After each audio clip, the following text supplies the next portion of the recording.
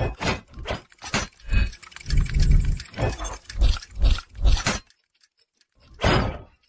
Friends, నమస్తే. నేను mister friends.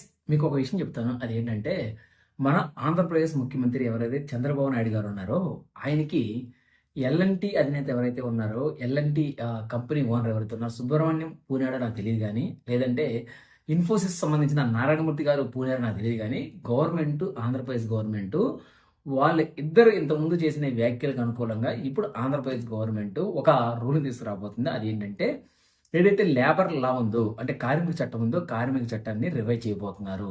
అంటే ఏం రివైజ్ చేయబోతున్నారంటే, ఇంతకుముందు మనకు తెలుసు ఎల్ఎన్టీ సుబ్రహ్మణ్యం చెప్పాడు, ఈ దేశంలో ఉన్న యూత్ అంతా కూడా వారానికి 90 గంటలు పనిచేయాలన్నారు. అలాగే మన మూర్తి గారు ఉన్నారు కదా, ఇన్ఫోసిస్ ఆయన మాత్రం వారానికి 70 గంటలు పనిచేయాలన్నారు. అంటే అప్రాక్సిమేట్లీ యూ కెన్ కన్సిడర్ 70 గంటలు అంటే రోజుకి 14 గంటలు పడుతుంది. అలాగే 90 గంటలు అంటే approximately it will be around 8 hours దాకా పడుతుంది. సో అలాంటి చట్టం కాకపోయినా సరే, ఆల్మోస్ట్ అలాంటి ఎవరైతే క్యాపిటలిస్టులు ఉన్నారో, ఎవరైతే ఈ పారిశ్రామికవేత్తలు, కార్పొరేట్ సంస్థలు ఎవరైతే ఉన్నారో వాళ్ళకి అనుకూలంగా ఈజ్ ఆఫ్ డూయింగ్ అంటారు కదా, ఈజ్ ఆఫ్ డూయింగ్ బిజినెస్కి అనుకూలంగా ఉండేటట్టు ఆంధ్రప్రదేశ్లో ఉన్న ఏవైతే లేబర్ లాస్ ఉన్నాయో, ఏవైతే కార్మిక చట్టాలున్నాయో వాటిని మార్చడానికి ఆంధ్రప్రదేశ్ క్యాబినెట్ కమిటీ చర్చించి ఒక ఇంప్లిమెంట్ చేయబోతుంది. త్వరలో ఆంధ్రప్రదేశ్లో లేబర్ లా రివైజ్ అయిపోతుంది. ఆ లేబర్ లా ప్రకారం రోజుకి అక్షరాల 10 గంటలు పనిచేయాల్సి వస్తుంది. అయితే ఈ 10 గంటలు పనిచేసేది ఎవరు అంటే, ఎవరైతే ప్రైవేట్ రంగాల్లో పనిచేస్తున్నా, ఎవరైతే కార్మికులు ఉన్నారో, ఎవరైతే ఉద్యోగులు ఉన్నారో వాళ్ళకి ఈ లా అప్లికేబుల్ అవుతుంది. గవర్నమెంట్ సంస్థలో ఉన్న వాళ్ళకి ఈ లేబర్ లా అప్లికేబుల్ కాదు. కానీ ఎవరైతే ప్రైవేట్ రంగాల్లో ఉద్యోగాలు చేస్తున్నారో, ప్రైవేట్ రంగాల్లో కార్మికులుగా పనిచేస్తున్న వాళ్ళకి ఈ లేబర్ లా అప్లికేబుల్ కాబోతుంది. అయితే దీనికి సంబంధించి మన ఎవరైతే సమాచార శాఖ మంత్రి ఉన్నారో ఆంధ్రప్రదేశ్లో, పార్థసారథి కూడా కన్ఫర్మ్ చేశారు. మేము ఆల్రెడీ క్యాబినెట్ చర్చించి డెసిషన్ తీసుకున్నాము. సో మేము దాన్ని బట్టి లేబర్ లాని ఆంధ్రప్రదేశ్లో రివైజ్ చేయబోతున్నాం అని చెప్పేసి ఆయన అనౌన్స్ చేశాడు. అయితే గుర్తుంచుకోండి, మన దేశంలో ఉన్న లేబర్ లా ప్రకారం ఇప్పటి వరకు గరిష్టంగా ఒక వ్యక్తి అనేది 48 గంటల పాటు పనిచేయచ్చు వారానికి. అలాగే 2 అవర్స్ ఓటీ కలుపుకుంటే మ్యాక్సిమం 50 అవర్స్ పనిచేయచ్చు.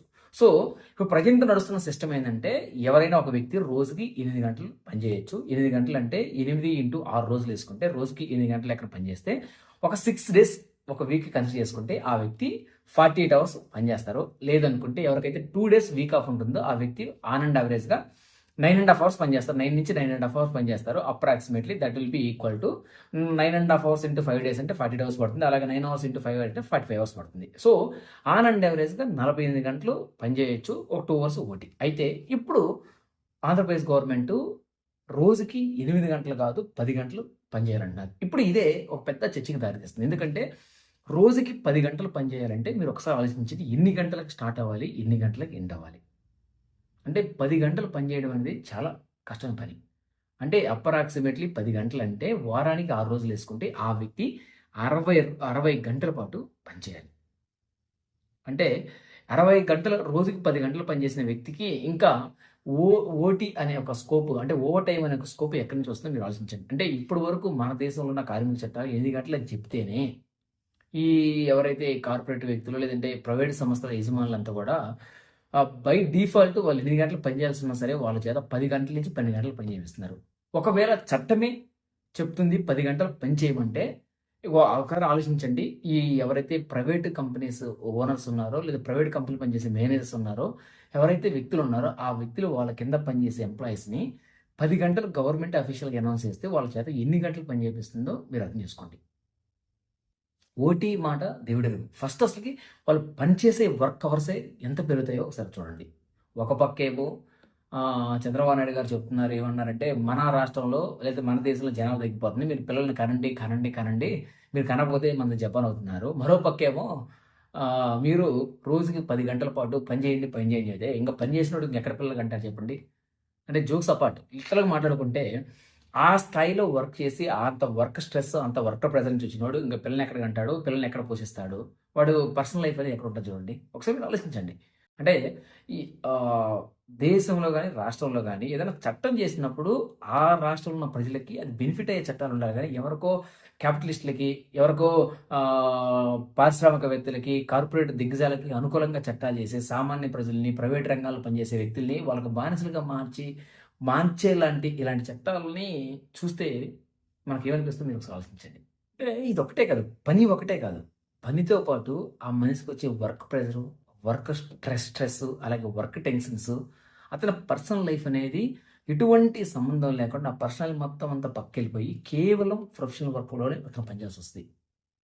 ఎందుకంటే ఇలాంటి చట్టాలు ఇంప్లిమెంట్ అయితే. సో, అందుకనే ఏదైనా చట్టం చేసేటప్పుడు ఆ చట్టం యొక్క లాభాలేంటి? ఆ చట్టం వల్ల ఎవరికి ఉపయోగం జరుగుతుందని ఆలోచించకుండా బ్లైండ్‌గా ఇలాంటి చట్టాలను ఇంప్లిమెంట్ చేస్తే సామాన్య ప్రజలు ఏమవుతారో మనం ఒకసారి ఆలోచించాలి. అంటే ఒకటి నిజం చెప్పాలంటే దేశం, ప్రపంచంలో ఉన్న చాలా కంట్రీస్ ఇప్పటికే 4 డేస్ వర్కింగ్ డేస్‌గా రిమైనింగ్ 3 డేస్ వీక్ ఆఫ్‌గా అనౌన్స్ చేసిన సంఘటనలున్నాయి.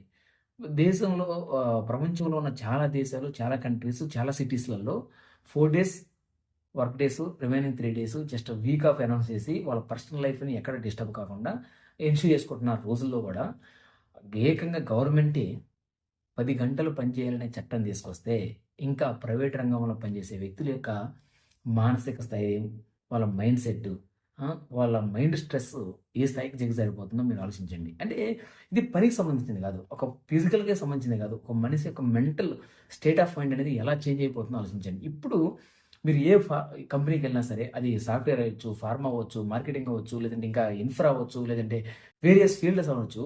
ప్రెజెంటు ఎవరైతే ఫ్యాక్టరీస్ అంటే మ్యానుఫ్యాక్చరింగ్ సెక్టార్‌లో పనిచేస్తున్న వాళ్ళ జీవితాలు ఒకసారి చూడండి. 8 అవర్స్ షిఫ్ట్ అంటేనే వాళ్ళని రుద్ది ఉదయం నుంచి రాత్రి దాకా వాళ్ళని ఎంత ఇబ్బంది పెడుతున్నారో, వాళ్ళని ఎంత టార్చర్ చేస్తున్నారో చూడండి ఒకసారి. అలాంటిది ఒక చట్టం రూపంలోకొస్తే వాళ్ళు చేసే టార్చర్ అనేది, వాళ్ళిచ్చే వర్క్ ప్రెషర్ అనేది ఎంత ఉంటుందో ఒకసారి ఆలోచించాలి. అంటే గవర్నమెంట్ ఇలాంటి చట్టాలు చేసినప్పుడు అసలు నిజంగా ప్రజల్లో ఈ చట్టాల గురించి ఏమనుకుంటున్నారంటే ఒకసారి ఆలోచించి చట్టం చేస్తే బాగుండు గానీ, ఏదో ఈజ్ ఆఫ్ డూయింగ్ బిజినెస్‌లో భాగంగా పెట్టుబడులు ఆకర్షించాలి, లేదా కార్పొరేట్ వ్యక్తుల్ని స్టేట్‌కి తీసుకురావాలని చెప్పేసి ఇలాంటి చట్టాలను బలవంతంగా రుద్దేస్తే అది ప్రభుత్వం ప్రజలకు మేలు చేసినట్టు కాదు గానీ, ప్రజల్ని ప్రభుత్వమే దగ్గరుండి వాళ్ళని ఏమంటారు, ఒక బానిసత్వానికి గురి చేస్తున్నారని అనిపిస్తే తప్ప ఇంకోటుండదు. చూద్దాం ముందు ముందు ఈ 10 అవర్స్ పర్ డే ఏదో వర్కింగ్ అవర్స్ అది ఇంప్లిమెంట్ చేయబోతున్నారు. ఆ ఇంప్లిమెంట్ యొక్క కాంప్లికేషన్స్, ఆ ఇంప్లిమెంట్ యొక్క ఇంపాక్ట్ ఎలా ఉంటదో ఒకసారి మనం చూడాలి. ప్రభుత్వం దీని మీద వెనక్కి తగ్గుతుందా? లేదంటే అదే చట్టాన్ని ఇంప్లిమెంట్ చేసి వాళ్ళు ఏదైతే అనుకుంటారో దాన్ని నెరవేరుస్తూ చూడాలి. ఒక వ్యక్తి రోజుకి 10 అవర్స్ వర్కింగ్ డే అనుకుంటే, ఆ వ్యక్తి యొక్క మానసిక స్థైర్యం, ఆ వ్యక్తి యొక్క మెంటల్ స్ట్రెస్ ఎలా ఉంటదో ఒకసారి మీరు కూడా కామెంట్ చేయండి. దీనిపై మీ అభిప్రాయం కూడా కింద కామెంట్ రూపంలో తెలియజేయండి. మా ఛానల్ ఫస్ట్ టైం చూస్తున్నట్లయితే mister connects YouTube channel like చేయండి, షేర్ చేయండి, అలాగే సబ్స్క్రైబ్ చేసుకోండి. పక్కన ఉన్న బెల్ బటన్ క్లిక్ చేసి మా నోటిఫికేషన్ ఉందండి. మరో ఇంట్రెస్టింగ్ వీడియోతో మళ్ళీ కలుద్దాం.